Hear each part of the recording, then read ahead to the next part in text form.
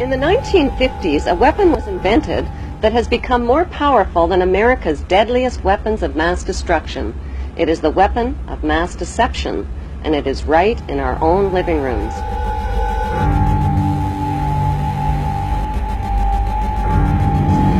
The hypnotizing world of picture television brings us the news of the world through two central news agencies called Reuters and the Associated Press. The Rothschilds bought Reuters in the 1800s, which later bought the Associated Press and made the Rothschild family owners of the world's largest central news services. To the present day, the world depends on these Rothschild-owned central news services as their main source of news and information. In his book called Who Owns the TV Networks, author Eustace Mullins claims that the major TV networks, radio stations, newspapers, and publishing empires are controlled by the Rothschild, Rockefeller, and J.P. Morgan money cartels through their corporate conglomerates. The bankster-owned media conglomerates include weapons manufacturers General Electric and Westinghouse, which profit from promoting wars. Control over the internet, publishing, recording, and top cable companies can be traced back to the same Big Five media empires: General Electric, Time Warner, Viacom, Disney, and News Corp. These media monopolies are owned directly or indirectly by the Rothschild, J.P. Morgan, Rockefeller, and Oppenheimer Brotherhood. Yes, there are now more stations and more media voices, but they're all coming from the same ventriloquist. Every TV show needs corporate sponsors, and corporate sponsors sponsor pro-business, pro-government programming, and journalists who support the agenda of the Big Five media owners. While 2/3 of the world goes hungry, these banksters offer gazillion-dollar sponsorships to sports athletes to play with their balls. Why? Because they keep the masses distracted from the important issues.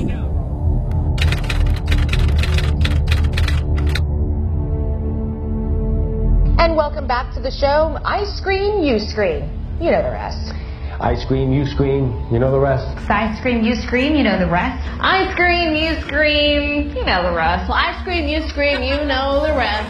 I scream, you scream, well, you know the rest. I scream, you scream, well, you know the rest. I scream, you scream, we all, well, you know the rest. I scream, you scream, you know the rest. I scream, you scream, we all know the rest. I scream, you scream, you know the rest. I scream, you scream, well, you know the rest. I scream, you scream, you know the rest. Mike Myers says, yeah, baby. Mike Myers says, yeah, baby. Mike Myers says, yeah, baby. Mike Myers says, yeah, baby. Mike Myers says, yeah, baby. Mike Myers says, yeah, baby. Mike Myers says, yeah, baby. Mike Myers says, yeah, baby. Mike Myers says, yeah, baby. Mike Myers says, yeah, baby. Mike Myers says, yeah, baby. Mike Myers says, yeah, baby. Mike Myers says, yeah, baby. Mike Myers. A child's happiness is priceless, especially on a birthday. A child's happiness is priceless, especially on a birthday. A child's happiness is priceless, especially on a birthday. A child's happiness is priceless, especially on a birthday.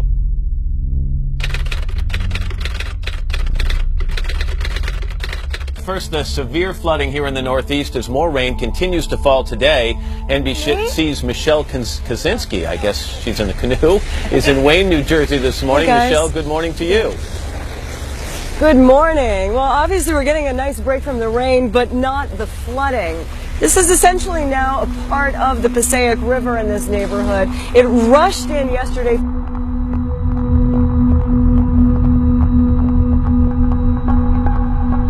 I just got a picture of the conditions that Kayla Brown has been living in for the past 2 months. Essentially, she was by the neck inside of what would look like a steel cage, roughly 4 by 4 by 6, and that steel cage was then inside of a larger container. Now, a massive search is underway in this field behind me because the victim herself told police that she believes as many as 4 bodies may be buried here. George? Boy, that is just horrific. Okay, Lindsay. An ABC News producer is being investigated by the network after reported evidence that a live camera shot on Good Morning America was doctored by falsely stringing police tape in the background. The shot featured reporter Lindsay Davis in Woodruff, South Carolina, where a woman was allegedly held captive in a storage container by a registered sex offender. Behind Davis, yellow police tape can be seen with the words, "Sheriff's Line, do not cross." A wider photograph of the scene shows that police tape was actually just attached to some ABC camera equipment to enhance the scene. Dateline NBC, a primetime news program airs a story in 1992 entitled Waiting to Explode. The story includes footage demonstrating that a line of trucks produced by General Motors readily explode on impact.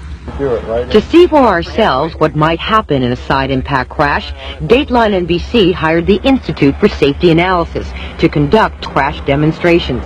Unlike GM tests, the fuel tanks were filled with real gasoline. Look what happened. At impact, a small hole was punctured in the tank.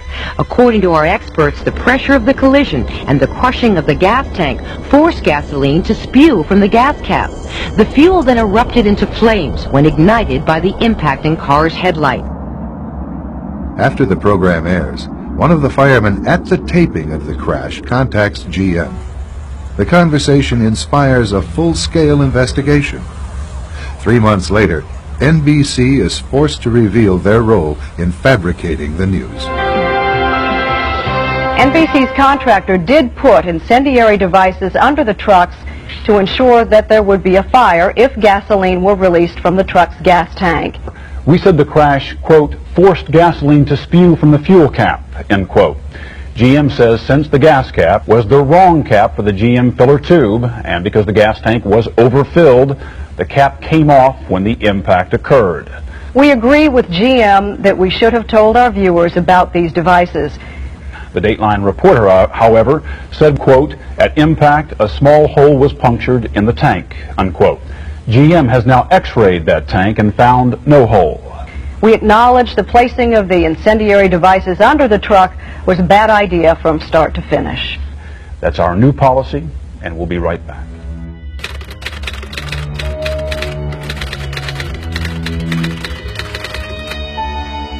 What Fox Television told us was that we were just the people to be the investigators. Do any stories you want, ask tough questions, and get answers. So I thought, this is great, this is a dream job, fantastic. The very first thing they had us do was not to research stories, but to shoot this promo, which was The Investigators. Uncovering the truth, getting results, protecting you. And they had a film crew and a smoke machine, and we were silhouetted. Investigative reporter Steve. One of the first stories that Jane came up with was the revelation that most of the milk in the state of Florida and throughout much of the country was adulterated with the effects of bovine growth hormone, the artificial hormone that farmers were injecting into their cows so that they would produce more milk. With Monsanto, I didn't realize how effectively a corporation could work to get something on the marketplace. The levels of coordination they had to have. They had to get university professors into the fold. They had to get experts into the fold. They had to get reporters into the fold. They had to get the public into the fold. And of course the FDA, let's not leave them out. They had to get the federal regulators convinced that this was a fine and safe product to get it onto the marketplace. And they did that. They did that very, very well. It's a great time to be a high-producing cow. Posilac One Step, bovine somatotropin by Monsanto. The federal government basically rubber-stamped it before they put it on the marketplace. The longest test they did for human toxicity was 90 days on 30 rats. Posilac is the single most tested new product in history and is now available to you specifically so you can increase your profit potential. And then either Monsanto misreported the results to the FDA, or the FDA didn't bother to look in depth at Monsanto's own studies. The scientists within Health Canada looked very carefully at bovine growth hormone and came to very different conclusions than the Food and Drug Administration in the U.S. did. Monsanto's engineered growth hormone did not comply with safety requirements. It could be absorbed by the body and therefore did have implications for human health. Mysteriously, that conclusion was deleted from the final published version of their report. They knew there were problems. They saw serious potential human health problems, and they stood up in Canada and said, we're not going to approve this because we don't believe it's safe. We have been pressured and coerced to pass drugs of questionable safety, including the RBST. I personally was very concerned that there's a very serious problem of secrecy, conspiracy, and things of that nature, and something needs to be done. The FDA was then on the hot seat. They had to come up with an answer. They didn't come up with a good one. And they never took the opportunity then I mean, what would they do? Pull it off the market and say we need to now do the job that we didn't do the first time? They didn't do that. We wrote the story. We had it ready a week beforehand. They'd bought ads.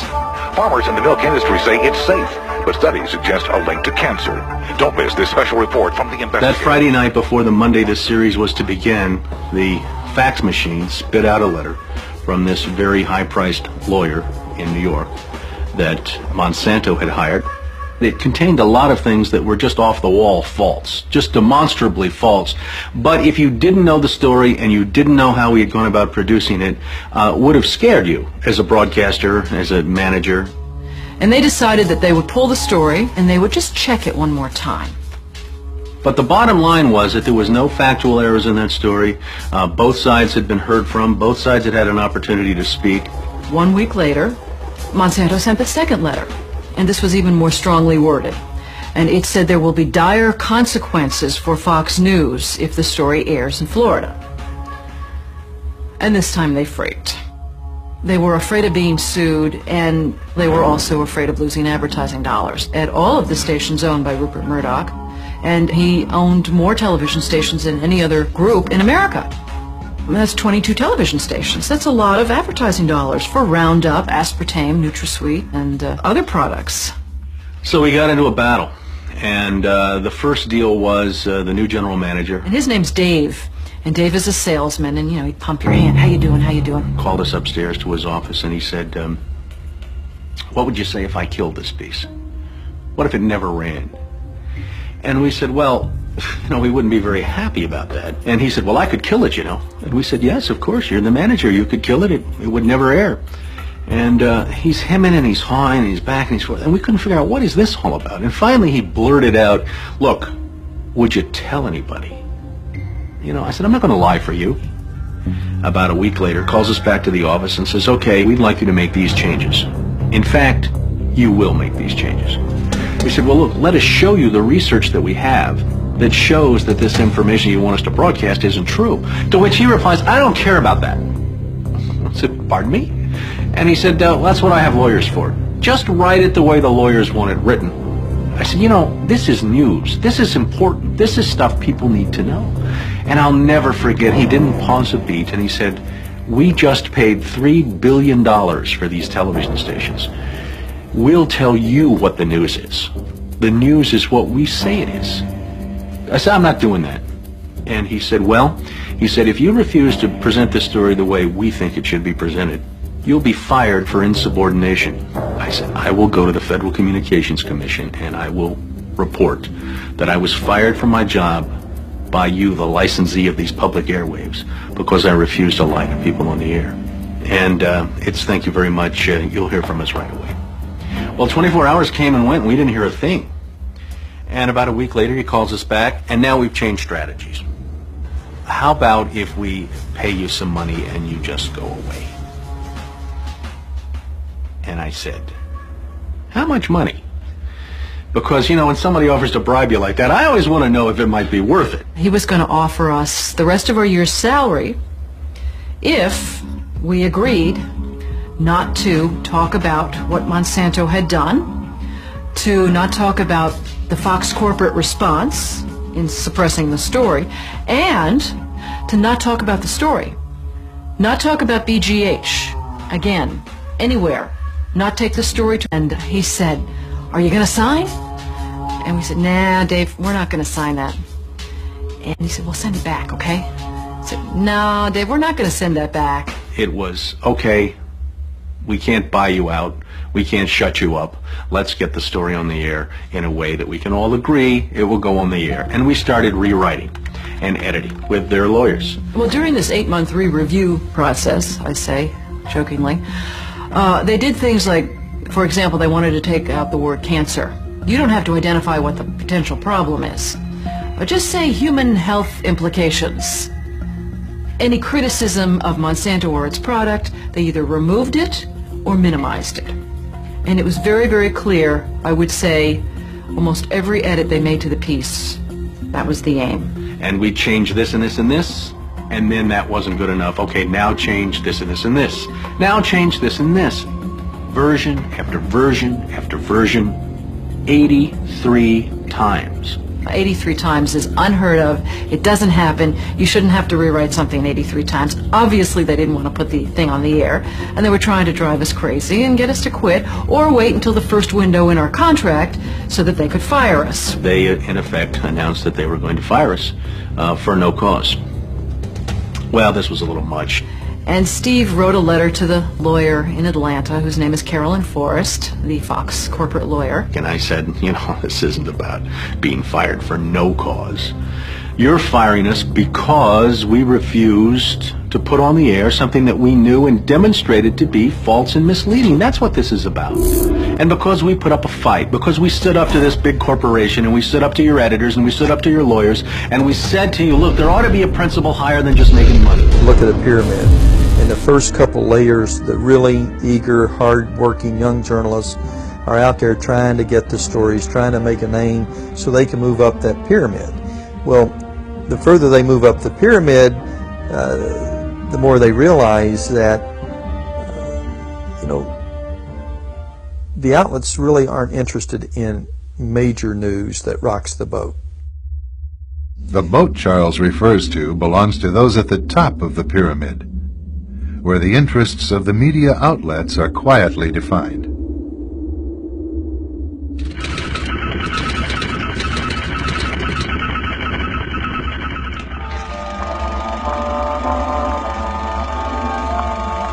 The year is 1917, and Representative Oscar Callaway enters a disturbing statement into the U.S. Congressional Record.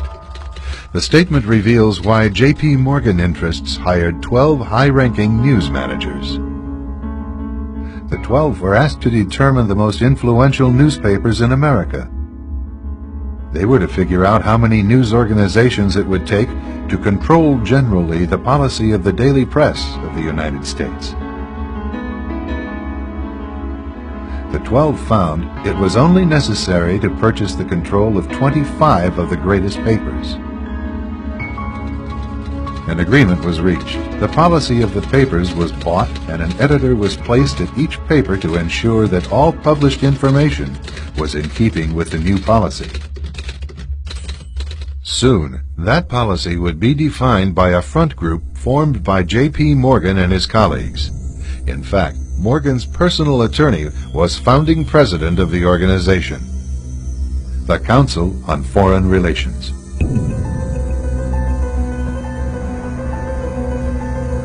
Today, the CFR maintains that its goal is to increase America's understanding of the world. However, the actual objective of this highly exclusive club is revealed by the rare admissions of the insiders themselves. In the early 60s, a Georgetown University professor collects information for a book favorable to the network of powerful men who founded the CFR. For 2 years, Professor Carroll Quigley is allowed to examine the confidential papers and secret records of this network. Quigley reveals that these men aim to create a world system of financial control in private hands, able to dominate the political system of each country and the economy of the world as a whole. In short, they seek total and quiet control of the entire world.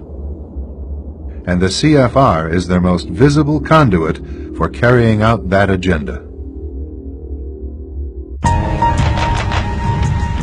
CFR members include America's wealthiest tycoons, as well as the highly placed elite in government, academic institutions, tax-exempt foundations, and the establishment media. Ruling Class Journalists, written by Richard Harwood, describes the CFR membership as the ruling establishment in the United States. The Washington Post article boasted that news reporters who are CFR members do not merely analyze and interpret foreign policy for the United States, they help make it.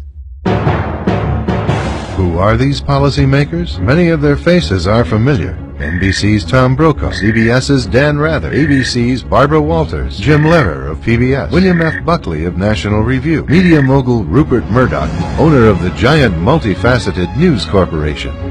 These media heavyweights, and many others like them, are members of the CFR. Powerful corporations are also invited to become members.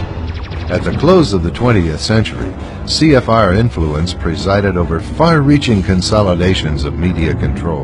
In 1995, CFR members Michael Eisner of Disney and ABC's Thomas Murphy merged their media empires. Soon after the merger, the Disney-ABC empire becomes a CFR corporate member.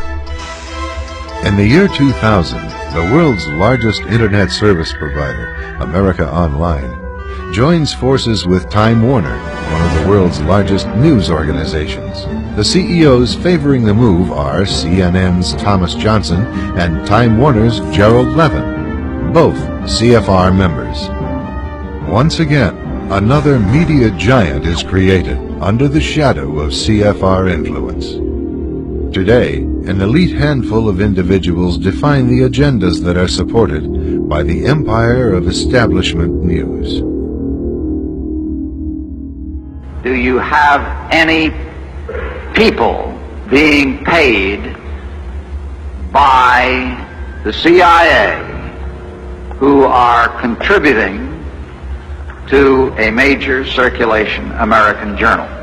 We do have people who submit pieces to American journals. Do you have any people paid by the CIA who are working for television networks? This, I think, gets into the kind of getting into the details, Mr. Chairman, that I'd like to get into in executive session.